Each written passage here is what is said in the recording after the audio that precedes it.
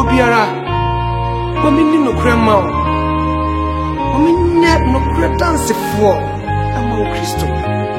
As a pure in one, Miss Metimeti no credibi. Neither was say, so I am a son. Amen. Amen.